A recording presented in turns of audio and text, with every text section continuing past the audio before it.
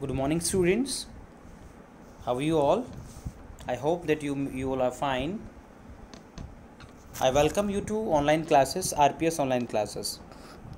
Dear students, we were studying the sounds of music, chapter 2 of our book Behave, class 9th. And the first part of the lesson had been done. Now we will do the second part, and the second part is related to Bismillah Khan. Students, you must be knowing कि शहनाई जो हम बजाते हैं या जो बजती है शादी में, that is considered to be very auspicious, बहुत ऑस्पिशियस मानी जाती है, हर शादी में बजती है. एंड अ ग्रेट म्यूजिशियन जिसको हम कह सकते हैं बिस्मिल्लाह खान, हु अचीव्ड भारत रत्न इन 2001. उनको ग्रेटेस्ट जो सिविलियन अवार्ड मिला था that was Bharat Ratna, he got in 2001. It was because of his contribution in shehnai playing actually. तो आज हम पढ़ने वाले हैं कि शहनाई का, तो what is the history of shehnai and how it came to be named as shehnai today.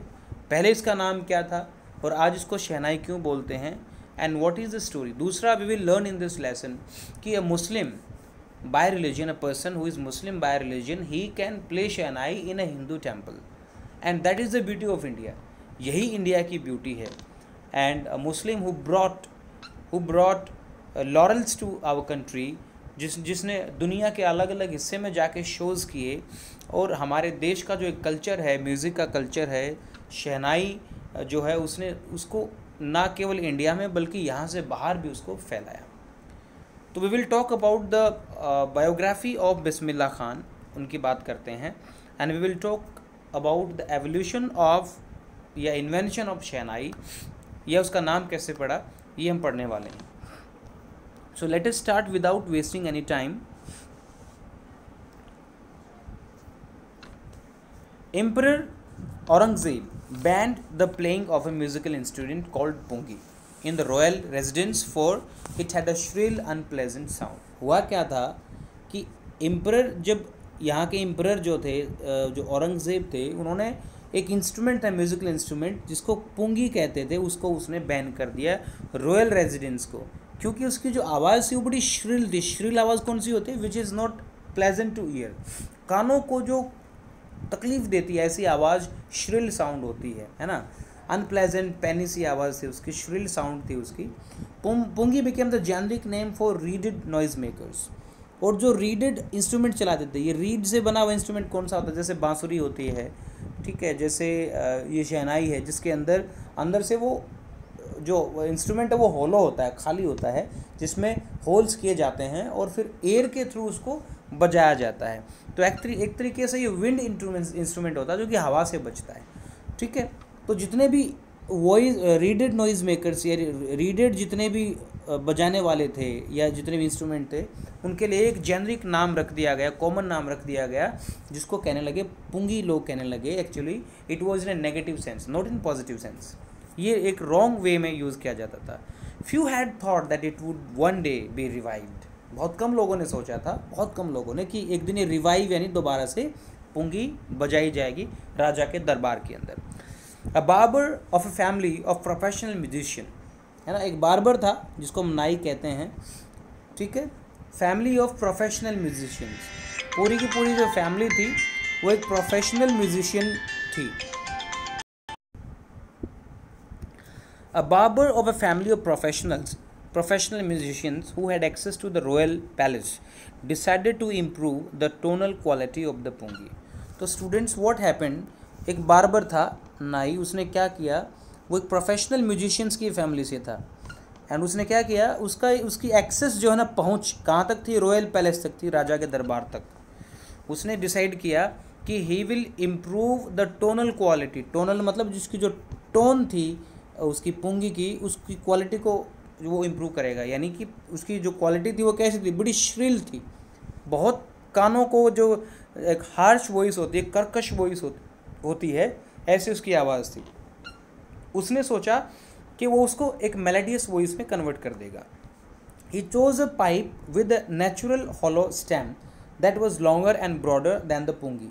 एक पाइप लिया उसने, लकड़ी का जैसे बांस का होता है, वो हॉलो स्टेम से बना हुआ था। उसका जो तना था वो अंदर से हॉलो था, खाली था, लॉन्गर था, लंबा भी और उससे चौड़ा भी था, बड़ा भी था, देन द पुंगी, जो पुंगी थी उससे ज़्यादा। And made 7 holes on the body of the pipe, 7 hole किए, ऐसे ऐसे ऐसे 7 होल्स उसने किए। आपको पता है बांसुरी में होल्स होते हैं और इन्हीं होल्स में से एयर पास होती है, उंगली को रखते हैं, हटाते हैं तो उसमें आवाज़ निकलती है। When he played on it, closing and opening some of these holes, जब क्लोजिंग ओपनिंग करके इन होल्स पे बजाया, soft and melodious sounds were produced. कैसी आवाज़ें आई? सॉफ्ट एंड मेलोडियस साउंड्स आ गई। He played the instrument before royalty, royalty मतलब दरबार में जाके उसने जो है ना शाही दरबार में जाके उसको बजाया।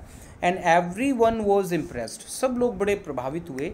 The instrument so different from the pungi had to be given name, new name. अब ये जो इंस्ट्रूमेंट था ये अलग था, किससे? पुंगी से तो बिल्कुल अलग था। अब इसको नया नाम दिया जाना था। एज द स्टोरी गोज, जैसे कि कहानी है, since it was first played in the Shah's chamber, राजा जो था, जो शाह था, उसके दरबार में जो ना इसको बजाया गया था चैम्बर में। एंड वॉज प्लेड बाय अ नाई, एक नाई यानी बार्बर ने बजाया था, तो इसका नाम रखा गया, the instrument was name the shehnai. इसलिए इसके नाम में शहनाई है क्योंकि एक नाई ने इसको बजाया था। तो ये कहानी है इसके पीछे की। ये देखो आपके सामने दोनों पिक्चर्स दी हुई हैं स्टूडेंट्स, ये पुंगी है और ये शहनाई है। इसकी आवाज़ बड़ी श्रिल होती है, कानों के लिए बड़ी तीखी आवाज़ होती है और पैनी आवाज़ होती है, और शहनाई की आवाज़ बड़ी मेलोडियस होती है, जैसे हम मैरिज में या किसी ट्रेडिशनल या किसी ऑस्पिशियस ओकेजन पे बजाते हैं। The sound of the shehnai began to be considered auspicious, इसको बड़ा ऑस्पिशियस, शुभ माना जाने लगा, यानी शुभ। And for this reason it is shrill, it is still played in temples, आज भी हम इसको किस में? टेम्पल्स में बजाते हैं। And is an indispensable component of any north Indian wedding, north Indian, हमारे नॉर्थ इंडिया की शादी में ये एक इंडिस्पेंसिबल मतलब बिल्कुल इसको अलग नहीं कर सकते, उसको दूर नहीं कर सकते। कंपोनेंट मतलब पार्ट, ये एक ऐसा हिस्सा हो गया है शादियों का या विवाह का कि ये उस शादी विवाह में ज़रूर बजती है।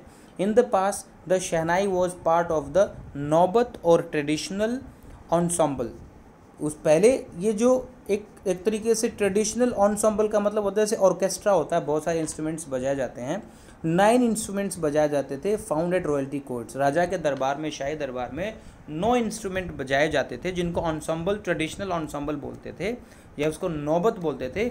ये उसका एक हिस्सा थी, 9 में से एक इंस्ट्रूमेंट थी ये। Till recently it was used only in temples and weddings, अभी तक, बहुत पहले तक की अगर बात करें, बहुत पास की बात नहीं है, इसको केवल टेम्पल्स और वेडिंग्स में ही बजाया जाता था।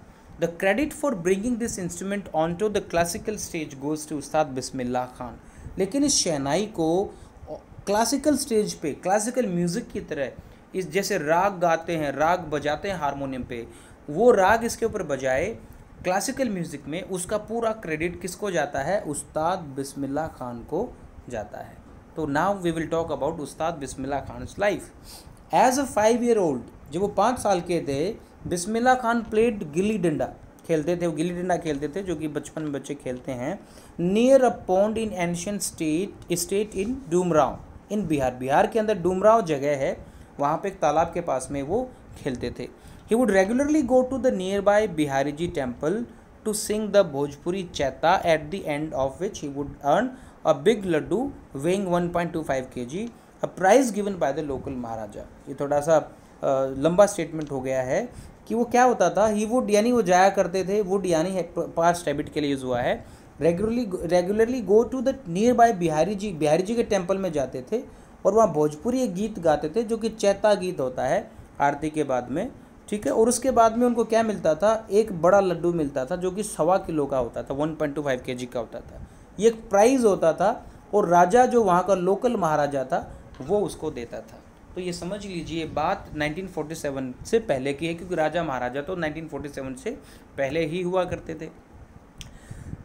दिस हैपन 80 years ago, 80 साल पहले। And the little boy was travelled far to earn the highest civilian award to India, यानी और उसके बाद से, यानी इस एक लड्डू से वो बच्चा बहुत ज़्यादा ग्रोथ कर गया, ठीक है, इतना फार ट्रैवल किया कि एक दिन उनको इंडिया का हाईएस्ट सिविलियन अवार्ड मिला, यानी कि भारत रत्न मिला। यानी लड्डू का जो प्राइज़ था वो भारत रत्न के अवार्ड में बदल गया। और वो किस वजह से? His contribution in music and because he played shehnai. Born on 21 March 1916, कब उनका जन्म हुआ था? 21 मार्च 1916 को। Bismillah belongs to a well known family of musicians from Bihar. एक वेल नोन फैमिली थी बिहार से, उसका वो हिस्सा थे, उसके वो एक मेंबर थे। इस ग्रैंडफादर दादाजी रसूल बख्श खान जो थे वाज अ शहनाई नवाज of the Bhojpur king's court. Bhojpur राजा का जो दरबार था, कोर्ट दरबार होता है, उसमें बजाते थे। हिज फादर पैगंबर बख्श थे and other parental ancestors were also great shehnai players. उसके जितने भी पेरेंट्स, ग्रेट अदर पेरेंट्स थे, एंसेस्टर्स थे, पेरेंटल एंसेस्टर्स, दादा या परदादा, सभी ग्रेट शहनाई प्लेयर्स थे, यानी वो सभी शहनाई बजाते थे। तो पूरा परिवार शहनाई बजाता था, तो बिस्मिल्लाह खान भी उसी फैमिली ट्रेडिशन को फॉलो करते थे। The young boy took to music early in life. At the age of 3 when his father took him to his maternal uncle's house in Banaras. उनके मामा जी का जो घर था, माँ का जो घर था, मैटरनल अंकल का जो हाउस था इन बनारस, जिसको आज हम वाराणसी कहते हैं। Bismillah Khan was fascinated watching his uncle's practice the shehnai. Fascinated होता है, हैरान रह जाते थे, वो देखते रहते थे, मंत्रमुग्ध हो जाते थे अंकल जी को क्या प्रैक्टिस करते हुए? शहनाई की प्रैक्टिस करते हुए। Soon Bismillah started accompanying his uncle Ali Bakhsh. Ali Bakhsh के साथ जाने लगे वो to the Vishnu temple of Banaras where Bakhsh was employed to play the shehnai. अब जो बख्श था उनको नौकरी थी वहाँ पे, कहाँ पे? मंदिर में, विष्णु टेम्पल के अंदर शहनाई बजाने की। Ali Bakhsh would play the shehnai and Bismillah would sit captivated for hours on end. Captivated मतलब सरप्राइज्ड होके, मंत्रमुग्ध होके बैठे रहते थे, देखते रहते थे, अंत तक वो देखते थे अपने अंकल जी को शहनाई बजाते हुए। He started getting lessons in playing the instrument and would sit practicing throughout the day. फिर लेसन्स लिए उन्होंने, क्लासेस लेनी शुरू की और पूरा दिन बैठ के वो प्रैक्टिस करते रहते थे, throughout the day shehnai की प्रैक्टिस करते थे। For years to come the temple of Balaji and Mangala Maiya and the banks of Ganga became the young apprentice's favorite haunts where he could practice in solitude। कई सालों तक कहाँ पे आना? टेम्पल्स में आना। कौन से में? बालाजी के टेम्पल में आना या मंगला माता के मैया के टेम्पल में आना। वहाँ आके गंगा के किनारे बैठ के वो यंग अप्रेंटिस, मतलब अप्रेंटिस वो होता है जो केवल काम को सीख रहा होता है, जैसे कोई रिपेयरिंग का काम सीख रहा है, अपने उस्ताद के नीचे काम कर रहा है, तो सीख रहा है इसलिए उसको अप्रेंटिस बोलते हैं। तो ये भी यंग अप्रेंटिस, मतलब जब वो शहनाई सीख रहा था। कहाँ पे बैठता था? फेवरेट हॉन्ट्स मतलब प्लेसेस कहाँ थे उसके? गंगा के किनारे पे, और वहाँ इन सॉलिट्यूड मतलब एकांत में, इन सॉलिट्यूड मीन्स एकांत में बैठ के वो जो है ना वहाँ पे प्रैक्टिस करते थे। The flowing waters of Ganga. Ganga का जो फ्लोइंग वाटर था, फ्लोइंग वाटर से मतलब बहता हुआ पानी गंगा का, inspired him to improve and invent ragas. उसने राग का इन्वेंट किया, राग इन्वेंट्स किए किसके ऊपर? यानी शहनाई के ऊपर राग बजाने लगे। That were earlier consider to be beyond the range of the shehnai. ये माना जाता था कि शहनाई के ऊपर कभी भी राग जो हैं वो गाए नहीं जा सकते, बजाए नहीं जा सकते। लेकिन उस्ताद बिस्मिल्लाह खान ने गंगा के किनारे बैठ के इंस्पिरेशन लेते हुए, किससे इंस्पिरेशन लिया? गंगा के बहते पानी से, और उसने वो राग शहनाई पे बजाना शुरू किए और उस इम्पॉसिबल टास्क को उसने पॉसिबल करके दिखाया। At the age of 14 Bismillah accompanied his uncle to the Allahabad music conference. एक इलाहाबाद में म्यूज़िक कॉन्फ्रेंस में गए। At the end of his recital, जब उसने एंड किया अपने रिसाइटल का, अपने परफॉर्मेंस का, उस्ताद फयाज़ खान पैटेड, एक उस्ताद जो फयाज़ खान थे म्यूजिशियन, पैटेड यानी थपथपाना, कमर थपथपाना, patted the young boy's back and said, उनको कहा work hard and you shall make it, एक दिन तुम ज़रूर सफल हो जाओगे। With the opening of the All India Radio in 1938 in Lucknow, came Bismillah's big break. सबसे बड़ा ब्रेक उसको कब मिला, मौका कब मिला, जब 1938 में लखनऊ के अंदर ऑल इंडिया AIR जिसे हम कहते हैं ऑल इंडिया रेडियो लॉन्च हुआ। तब he soon became an often heard shehnai player on radio. वो रेडियो के ऊपर शहनाई बजाने लगे। ऑफन हर्ड का मतलब होता है जिसे आमतौर पे सुना जाता था। रेडियो के ऊपर पहले शहनाई बजती थी, अगर आपने कभी सुनी हो तो वो शहनाई उस्ताद बिस्मिल्लाह खान ही बजाते थे, इसलिए वो एक हाउस होल्ड नेम हो गए थे। People use to know him in every home, he was known because before any program जब भी शहनाई बजाई जाती थी तो everybody knew that it was Bismillah Khan. When India gained independence, फिर भारत आज़ाद हुआ, देश आज़ाद हुआ, on 15 August 1947 Bismillah Khan became the first Indian to greet the nation with this shehnai. क्या किया, नेशन को ग्रीट किया उसने, है ना, किससे किया, शहनाई बजा के। वो पहले इंडियन थे जिन्होंने शहनाई बजाई। He poured his heart out into raga Kafi, raga Kafi बजाया उसने शहनाई के ऊपर। From the Red Fort to an audience which included Pandit Jawaharlal Nehru who later gave his famous twist with destiny speech. यानी उसकी ऑडियंस में कौन शामिल थे, पंडित जवाहरलाल नेहरू जो कि हमारे देश के प्रधानमंत्री बने थे पहले, वो भी इसमें शामिल थे, जिन्होंने एक फेमस स्पीच दी थी जिस स्पीच का नाम है ट्विस्ट विद डेस्टिनी। ये स्पीच जो है जवाहरलाल नेहरू ने, प्रधानमंत्री ने 1947 में 15 अगस्त को दी थी। Bismillah Khan has given many memorable performances both in India and abroad. His first trip abroad was to Afghanistan. पहला ट्रिप कहाँ का था, अफगानिस्तान का, where King Zahir Shah, वहाँ के जो किंग थे Zaheer Shah, was so taken in by the maestro, इस उस्ताद से इतना ज़्यादा वो टेकन इन मतलब कैप्टिवेटेड, एक तरीके से मंत्रमुग्ध होना, सरप्राइज होना, या उससे बहुत ज़्यादा वो इम्प्रेस हुए, that he gifted his priceless Persian carpets, Prussian के कारपेट्स, उनको बहुत महंगे कारपेट्स गिफ्ट किए, एंड अदर सोवेनिर्स होते हैं यादगार चीज़ें जो किसी को गिफ्ट में दी जाती हैं, बहुत सारी उनको गिफ्ट दिए उन्होंने। The king of Afghanistan was not the only one to be fascinated with Bismillah Khan's music, वो अकेले नहीं थे।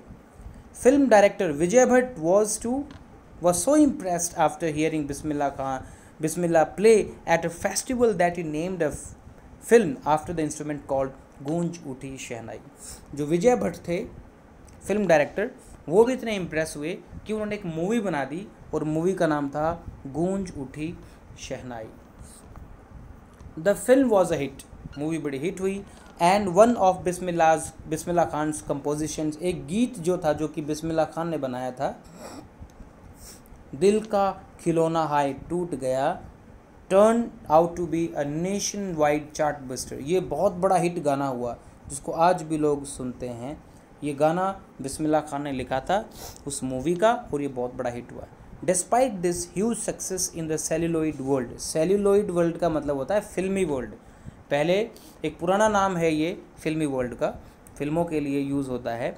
तो उस वर्ल्ड में डिस्पाइट दिस ह्यूज सक्सेस, एक बहुत बड़ी सक्सेस के बावजूद, Bismillah Khan's venture in film music were limited to 2, केवल 2 फिल्मों तक ही उनका जो है वेंचर कह सकते हैं या उनका पार्टिसिपेशन रहा। ओनली 2 मूवीज़ तक उन्होंने काम किया, विजय भट्ट की गूंज उठी शहनाई and Vikram Srinivas Kannada venture सनादी Appanna.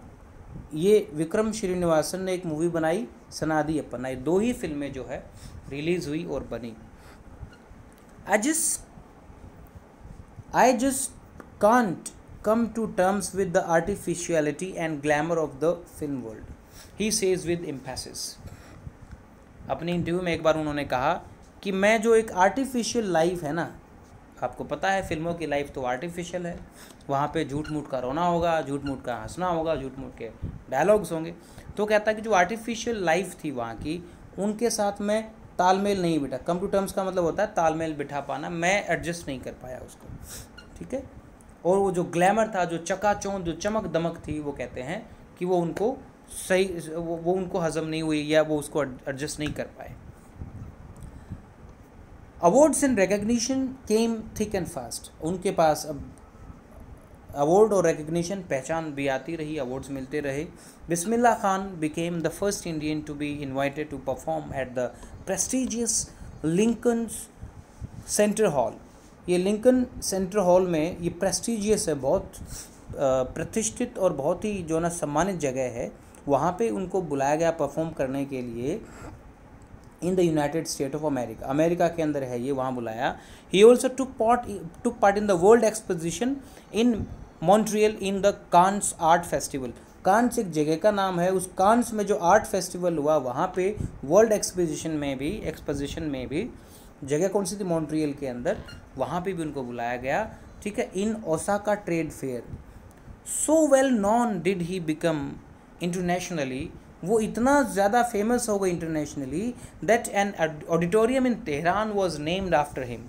Tehran के अंदर एक ऑडिटोरियम उनके नाम से बनाया गया, उसका नाम रखा गया ताहर मौसीकी उस्ताद बिस्मिल्लाह खान, यानी तेहरान के अंदर बिस्मिल्लाह खान के नाम से एक स्टेडियम बनाया गया उसको सम्मान देने के लिए। National awards like the Padmashri, the Padma Bhushan and the Padma Vibhushan were conferred on him. उनको बहुत सारे अवार्ड मिले, Padmashri, Padma Bhushan, Padma Vibhushan. In 2001 Ustad Bismillah Khan was awarded India's highest, सबसे बड़ा जो एक नागरिक अवार्ड, सिविलियन अवार्ड है जिसको हम भारत रत्न कहते हैं, वो उनको मिला। With the coveted award resting on his chest and his eyes glinting with rare happiness, he said, है ना, अपनी छाती से लगा के। कवेटेड का मतलब होता है मोस्ट सोट आफ्टर या मोस्ट वांटेड, जो कि वो डिज़र्व करते थे, ऐसा अवार्ड जिसे सब लेना चाहें, जो जिस सब की डिज़ायर होती है, ऐसा अवार्ड, है ना, उन्होंने अपनी छाती से लगा के, ठीक है। और आँखों में ग्लिंटिंग विद रेयर का मतलब होता है एक चमक उनकी आँखों में थी, खुशी की चमक थी। उन्होंने कहा, all I would like to say is, मैं केवल इतना कहना चाहता हूँ, टीच योर चिल्ड्रन म्यूज़िक, अपने बच्चों को म्यूज़िक सिखाओ। This is Hindustan's richest tradition, सबसे रिचेस्ट ट्रेडिशन है। Even the West is now coming to learn our music. तो ये उनके वर्ड्स थे जब उनको भारत रत्न मिला था तब के। In spite of having travelled all over the world, Khan Sahab, as he is fondly called, जैसा कि हम उसको प्यार से खान साहब कहते हैं, is exceedingly fond of Banaras and Dumraon, and they remain for him the most wonderful towns of the world. पूरी दुनिया में घूम के भी ये दो टाउन, एक तो बनारस और एक डूमराव जो कि बिहार में है, सबसे मोस्ट इम्पोर्टेंट जो है, सबसे मोस्ट इम्पोर्टेंट प्लेसेस उनकी ज़िंदगी में वो रहे। अ स्टूडेंट ऑफ हिज, उनका एक स्टूडेंट था, once wanted him to head a shehnai school in USA. उनके एक स्टूडेंट थे, उन्होंने एक बार कहा कि वो चाहते हैं कि वो एक शहनाई स्कूल खोलें, कि हेड बन जाएं शहनाई के स्कूल के, यूएसए के अंदर, अमेरिका के अंदर। And the student promise to recreate the atmosphere of Banaras by replicating the temple there. उन्होंने एक चीज़ और कही कि वो वही एटमॉस्फेयर बना देंगे बनारस वाला, एक रेप्लिकेट होता है, हूबहू वैसी ही चीज़ बना देना, यानी टेम्पल बना देंगे वहाँ पे, जैसे बनारस के अंदर टेम्पल्स हैं वैसे ही टेम्पल्स वहाँ बना देंगे और उनको वैसी ही फीलिंग मिलेगी जैसी उनको बनारस में मिलती है। लेकिन खान साहब ने कहा, but Khan sahab asked him if he would be able to transport river Ganga as well. उन्होंने कहा ठीक है, कोई दिक्कत नहीं है, गंगा को भी वहीं पे ट्रांसपोर्ट कर दो तो मैं आ जाऊँगा। यानी इससे पता चलता है कि बिस्मिल्लाह खान इस देश की मिट्टी से कितना प्यार करते थे। How he love the soil of this country, he did not want to go anywhere. किसी भी कीमत पे वो अपने देश को छोड़ना नहीं चाहते थे। दैट्स वाई कहाँ थे हम, एज वेल यहाँ थे। Later he is remembered to have said, बाद में उन्होंने ये भी कहा, that is why whenever I am in a foreign country, Bismillah Khan ने कहा कि जब भी मैं फॉरेन कंट्री में होता हूँ, I am in foreign country, I keep yearning to see Hindustan. Yearning मतलब तरस जाना या बहुत ज़्यादा इच्छा होना, डिज़ायर होना, तरस जाना, to see Hindustan. While in Mumbai I think of only Banaras, Mumbai में होता हूँ तो केवल बनारस के बारे में सोचता हूँ और होली गंगा के बारे में सोचता हूँ। एंड वाइल इन बनारस, जब बनारस में होता हूँ तो आई मिस द यूनिक मट्ठा ऑफ डूमराव। बनारस में पहुँच के वो डूमराव को याद करता है, डूमराव के मट्ठा जो वहाँ पे पीते थे, मट्ठा उनको बड़ा याद आता है, वो उनकी बड़ी फेवरेट डिश हुआ करती थी। Ustad Bismillah Khan's life is a perfect example of the rich cultural heritage of India. One that effortlessly accepts that a devout Muslim like him can very naturally play the Shehnai every morning at the Kashi Vishwanath temple. यानी एक perfect example है उनका जीवन, किसका? इस देश की rich cultural heritage का, हमारे देश की जो धरोहर है, जो सांस्कृतिक विरासत है, हमारा जो कल्चर है, उसका एक परफेक्ट एग्जाम्पल है कि हमारा ऐसा ही कल्चर है। कैसा कल्चर है कि जहाँ पे एक बड़े ही मतलब एक डेवट मुस्लिम, डेवट मतलब जो अपने धर्म को का पक्का आदमी, एक मुस्लिम जो है, बिस्मिल्लाह खान जैसा मुस्लिम बिना किसी एफर्ट के, बिना किसी प्रयास के, बड़े आराम से किसी भी काशी विश्वनाथ टेम्पल के अंदर, हिंदू टेम्पल में शहनाई बजा सकता है। यही एक सबसे बड़ा एग्जाम्पल है हमारे कल्चर का। उस्ताद बिस्मिल्लाह खां passed away in 21st August 2006 at the age of 90 after a prolonged illness. prolonged illness का मतलब होता है लंबी बीमारी। He was given a state funeral, उनको राजकीय सम्मान के साथ उनका अंतिम संस्कार किया गया। फ्यूनरल का मतलब होता है अंतिम संस्कार। The government of India declared 1 day of national morning, यानी और एक दिन का उनकी डेथ के ऊपर नेशनल मॉर्निंग मतलब राष्ट्रीय शोक। मॉर्निंग का मतलब होता है शोक, दर्द, दुख प्रकट करना। राष्ट्रीय शोक जो है ना डिक्लेयर हुआ। तो स्टूडेंट्स, ये जो है चैप्टर हमने ऑलमोस्ट कंप्लीट कर लिया है। रीडिंग हमने इस चैप्टर की कंप्लीट कर ली है। आप इस चैप्टर की रीडिंग को दोबारा से देखेंगे और इसके क्वेश्चन आंसर्स करेंगे। कुछ क्वेश्चन आंसर्स हैं जो कि अभी मैं आपके सामने रीड कर देता हूं, और बाकी इन क्वेश्चंस का एक पीडीएफ फॉर्मेट में मैं इनके आंसर्स आपके पास भेजने वाला हूं, जिन्हें आप रीड करेंगे और जहां भी प्रॉब्लम होगी वहां आप मुझे बताएंगे। पहला क्वेश्चन देखते हैं, टिक द राइट आंसर। देखो कि भाई the shehnai pungi reeded noise maker, yes और नो? आई थिंक ये येस है। बिस्मिल्लाह खान अ बार्बर थे Ali Bakhsh transform the pungi into shehnai, बिल्कुल भी नहीं। बिस्मिल्लाह खान ने नहीं की, ये बहुत पहले कोई एक बार्बर थे जिन्होंने इसको किया। Bismillah Khan parental ancestors were barbers, professional musician, बिल्कुल सही है, बार्बर थे और प्रोफेशनल म्यूजिशियन थे। Bismillah Khan learn to play the shehnai from Ali Bakhsh, Paigambar Bakhsh उस्ताद, बिल्कुल सही है, ये भी इन्हीं से उन्होंने सीखा, अपने अंकल जी से सीखा उन्होंने। अली बख्श के साथ वो जाते थे।